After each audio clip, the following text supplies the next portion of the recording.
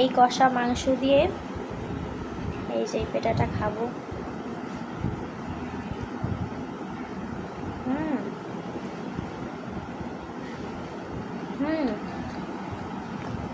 সেই স্বাদ, এত স্বাদকে আমার শাশুড়ি কিন্তু অনেক ভালো রান্না করে। এই যে এখান থেকে রসুনটা নেব,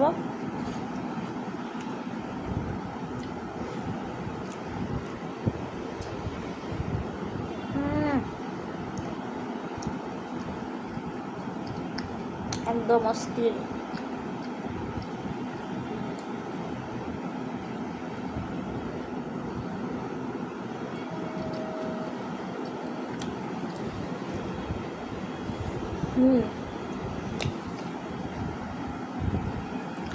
এখন এই কষা মাংস দিয়ে এগুলো খাবো।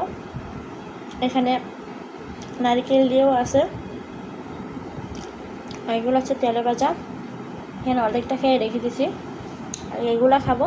তারপর এটা, তারপরে আমার একটা পছন্দের জিনিস এটা, এই যে এটা হচ্ছে টোটালি দেশি মুরগি।